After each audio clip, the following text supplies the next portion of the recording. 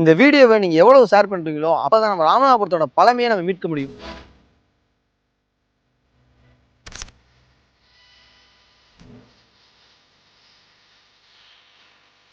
இந்த கோயில் அந்த காலகட்டத்துல பிரம்மாண்டமான கோயிலா இருந்திருக்கும். ஏன் இந்த கோயிலை இப்படி பராமரிக்காம விட்டாங்கன்னு தெரியல. பாக்குறதுக்கே ரொம்ப கஷ்டமா இருக்கு.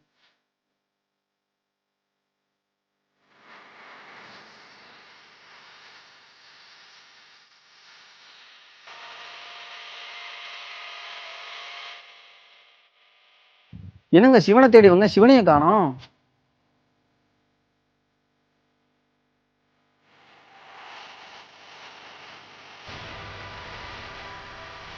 இங்க லகுலீச பாசுபதர் அவரோட சிற்பம் இருக்கு.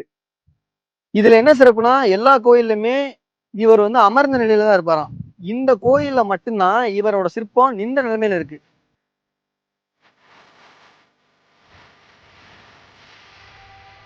சோழர்களுக்கும் பாண்டியர்களுக்கும் ஒரு போர் நடக்குது. அந்த போர் எங்க நடக்குதுன்னு பாத்தீங்கன்னா நம்ம ராமநாதபுரம் மாவட்டம் பரமக்குடியில் நடக்குது. அந்த போர் நடந்து முடிஞ்சதுக்கு அப்புறம் 13ஆம் நூற்றாண்டுல ஒரு சிவன் கோயில் கட்டுறாங்க.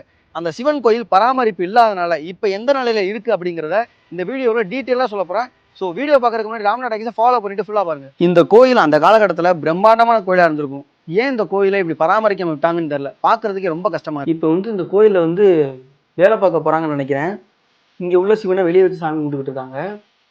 வெளியே அவ்வளவு வெயில் அடிக்குது. ஆனா இங்க உள்ள அவ்வளவு கூலிங்கா இருக்கு. காரணம் அப்படியாப்பட்ட கல்லை யூஸ் பண்ணி கட்டியிருக்காங்க. இங்க பாருங்க, இதெல்லாமே முழு முழு பாறைக்கல் மாதிரி இருக்குல்ல, கருங்கல். அதை வச்சு எப்படி சொல்றது, பார்ட்டு பார்ட்டா போட்டிருக்காங்க. இதுக்கு மேல செங்கல் வச்சு கட்டியிருக்காங்க. எல்லாமே கருங்கல் யூஸ் பண்ணி தான் கட்டியிருக்காங்க இந்த கோயிலை. உள்ளேயுமே ஆனா உள்ள செங்கலை வச்சு தான் கட்டியிருக்காங்க. செங்கல், அந்த சின்ன சின்ன சுட்ட செங்கல், அந்த சுண்ணாம்பு, ஃபுல்லாகவே கட்டை இருக்குது பாருங்க. இங்கே ஃபுல்லாக கட்டை இருக்குது. அதில் 3 கட்டையை காணோம், 4 கட்டை மிச்சம் இருக்குது. இதுக்கு மேலே கோபுரம் வச்சு கட்டியிருக்காங்க. ஃபுல்லாகவே இதில் எல்லாமே கோபுரமே செங்கல்ல தான் இருக்குது. இந்த கோபுரத்துக்கு கீழேயுமே இங்கேயுமே எதையுமே பாறையோ கல்லோ யூஸ் பண்ணல. அதுவுமே செங்கலை மட்டுமே வச்சு கட்டியிருக்காங்க.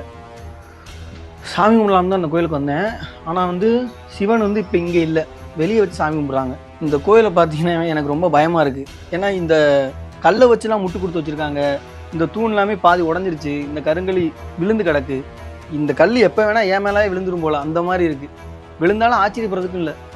இங்கிட்டு பாருங்க, இங்கிட்டு ஒரு போர்ஷனே காணோம், சுத்தமாக அழிஞ்சிருச்சு.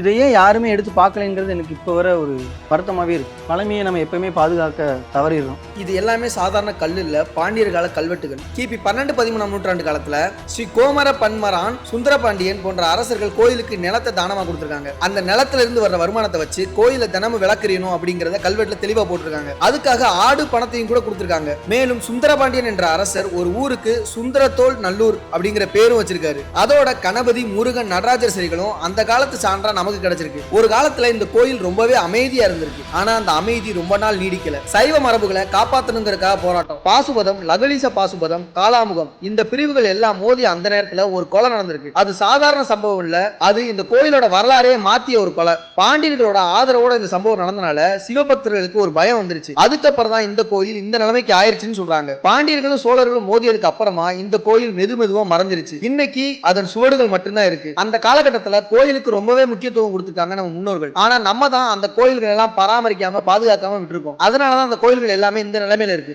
இது சிவனுக்கான கோயில். இங்க அம்மனுக்கு தனி கோயில்.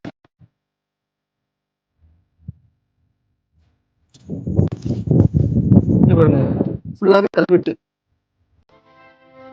2 தூண்லயுமே கல்வெட்டு வச்சிருக்காங்க நிறைய.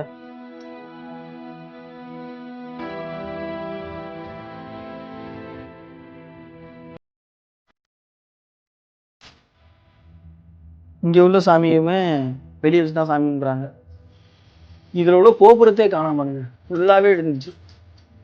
இதுக்குமே செங்கலை மட்டுமே வச்சு கட்டியிருக்காங்க. மேக கோபுரம். விமானத்தை வெறும் செங்கலை மட்டுமே வச்சு கட்டியிருக்காங்க.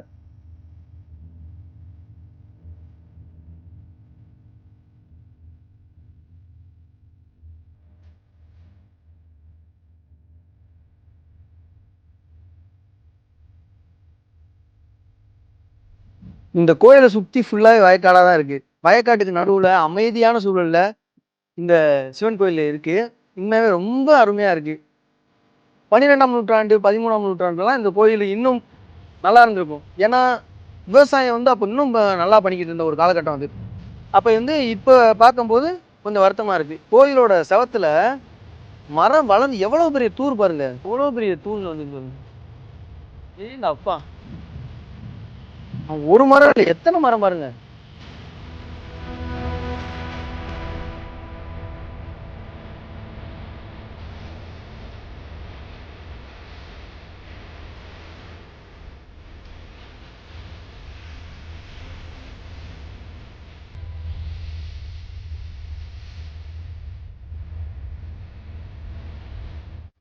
இந்த கோயிலோட விமானம் வந்து முழுக்க முழுக்க செங்கலை மட்டுமே வச்சு கட்டிட்டாங்க. செங்கல் மண்ணு, அந்த காலத்துல உள்ள செங்கல். அதுலயே தூண் மாதிரி இருக்கு, நந்தியுமே இருக்காரு மேல. எவ்வளவு பெரிய கோயில் இந்த கோயில்.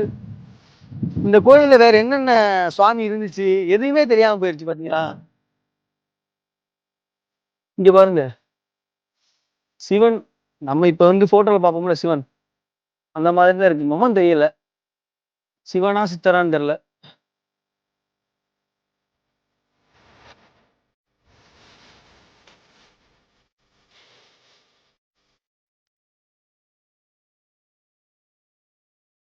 கோயில்ல ஃபுல்லாவே நம்பர் போட்டிருக்கு செவத்துல எல்லாத்துலயுமே, இந்த கருங்கல்ல. எனக்கு தெரிஞ்சு இதை வந்து வேலை பார்க்க போறான்னு நினைக்கிறேன்.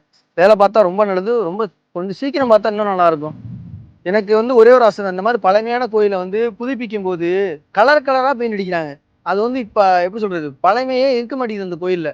ஏதோ இப்ப முளைச்ச கோயில் மாதிரி ஒரு ஃபீல் கொண்டு வந்தது. நான் என்ன சொல்றேன்னா, நம்ம ராஜராஜ சோழன் கட்டினாரு பெரிய கோயில், அந்த மாதிரிலாம் வேணாம் எங்களுக்கு. ஜஸ்ட் அந்த ஒரு கலர் கலரா அடிக்காம, இப்ப உள்ள திருச்செந்தூர் முருகன் கோயில் பார்த்தீங்கன்னு வச்சுங்களேன், ஃபுல்லாவே அந்த திருநீர் மாதிரி ஒரு கலர் தான், அந்த மாதிரி தான் இருக்கு. அந்த மாதிரி புதுப்பிச்சு கொடுத்தா இன்னும் நல்லா இருக்கும். இந்த கோயில வந்து அபிஷேகம் பண்ண தண்ணி வந்து வெளியே வரும்ல, அது பேர் எனக்கு தெரியல, மன்னிச்சிருங்க.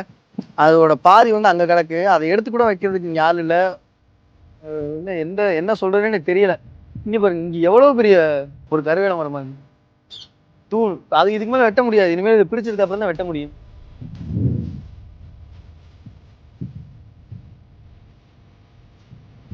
இந்த பாருங்க, இது வந்து ஃபுல்லாவே சரிஞ்சிருச்சு. இந்த மரம், இந்த கோயில வந்து ஃபுல்லாவே சரிஞ்சிருச்சு இந்த சைடு. அம்மன் இங்க பாருங்க, இந்த இதுல வந்து தும்பிக்கை இருக்கு, விநாயகர் மயிலோட இருக்காரு, முருகர். இங்க லகுலீச பாசுபதர் அவரோட சிற்பம் இருக்கு. இதுல என்ன சிறப்புனா, எல்லா கோயிலுமே இவர் வந்து அமர்ந்த நிலையில தான் இருப்பாராம். இந்த கோயில்ல மட்டும்தான் இவரோட சிற்பம் நின்ற நிலைமையில இருக்கு.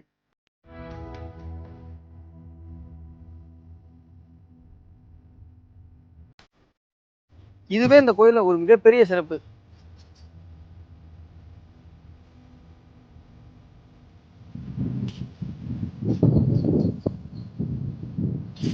இங்க வந்து ஒரு மடமா இருந்திருக்கலாம். ஏன்னா இங்க ஒரு போர்ஷன் இருக்குல்ல, அர்த்த மண்டபம் மகா மண்டபம், அது வந்து கருவறை. அதுக்கு முன்னாடி வந்து இங்க ஒரு ஒரு போர்ஷன் இருக்கு, அது சுத்தமாவே காணாம போயிருச்சு. அதுக்குள்ளதான் இது பாதி உடஞ்சுக்கிட்டு இருக்கு.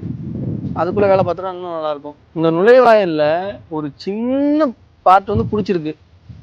அது கொஞ்சம் நகர்ந்தாலுமே எனக்கு தெரிஞ்ச மொத்த கோயிலும் கீழே விழுந்துற மாதிரி தான் இருக்கு. இதோட சப்போர்ட்ல தான், இந்த சப்போர்ட் மட்டும்தான், இந்த சப்போர்ட்ல தான் இந்த கோயிலே நிற்கிதுன்னு எனக்கு தோணுது.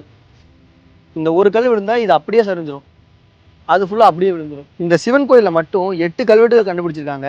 அதே மாதிரி அம்மன் சன்னதியில ஒரு கல்வெட்டு கண்டுபிடிச்சிருக்காங்க. இங்க பாருங்க, இந்த தூண்ல வந்து கல்வெட்டு இருக்கு. அதே மாதிரி வாசிக்கிற மாதிரியான கல்வெட்டு மாதிரி தான் இருக்கு. அதாவது பாண்டியர்கள் எல்லாருமே வந்து மாறன், சுந்தரபாண்டியன் அந்த மாதிரி பேர் இருக்குல்ல, அப்படியாப்பட்டவங்களோட பேர் தான் இதுன்னு நினைக்கிறேன்.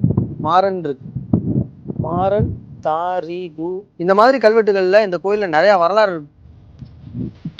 அங்க இருந்த சிவனை இந்த ஒரு இடத்துலதான் வச்சு வழிபட்டுக்கிட்டு இருக்காங்க. அந்த சிவன் அம்மன் எல்லாத்தையுமே இங்கேதான் வச்சு வழிபட்டுக்கிட்டு இருக்காங்க.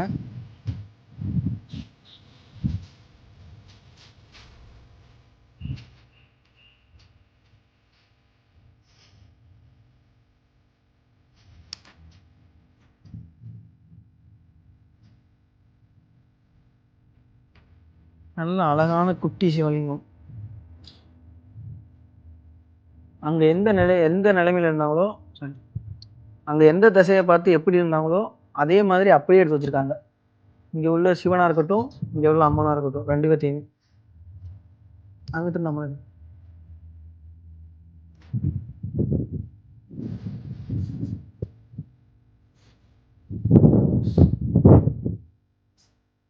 எங்க அப்பா இதுக்குள்ள இவ்வளவு சாமி இருந்திருக்கு. நான் கூட அம்மன் மட்டும்தான் இருந்திருக்கு நினைச்சேன். நிறைய சாமிகள் இருந்திருக்கு. அது எல்லாத்தையுமே இங்கே எடுத்து வச்சிருக்காங்க. அதை சுற்றி கோயிலை சுற்றி நிறைய சாமிகள் இருந்திருக்கும், அதையும் சேர்த்து எடுத்து வச்சிருக்காங்கன்னு நினைக்கிறேன். இந்த கோயில் எவ்வளவு பெருசுங்கிறது யாருனாலையுமே சொல்ல முடியாது. இந்த கோயில் வந்து எவ்வளவு பெருசா இருந்துச்சு, எங்க சுற்றுச்சுவர் இருந்துச்சா இல்லையா, இந்த சாமி எல்லாம் உள்ள நிறைய சாமி பார்த்தோம்ல அதெல்லாம் எந்தெந்த இடத்துல இருந்துச்சு அப்படிங்கிறது யாருக்குமே தெரியாமலே போயிருச்சு. காரணம் நம்ம பராமரிக்காம விட்டதுதான்.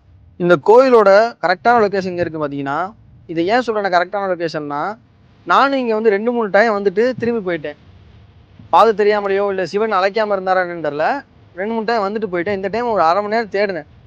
அதுக்கப்புறம் தான் இந்த கோயில் கிடச்சிச்சு. பரமக்குடியிலேருந்து உரப்பள்ளி கிராமம்னு கேட்டாவே எல்லாத்துக்கும் தெரியும். உரப்பள்ளியிலேருந்து ஒரு 2-3 கிலோமீட்டர்ஸ் தான் இந்த கள்ளிக்கோட்டைங்கிற கிராமம். அதில் அந்த வயலுக்கு நடுவில் இவ்வளவு இயற்கை அழகோட அமைதியான சூழலில் இந்த ஒரு கோயில் அமைஞ்சிருக்கு.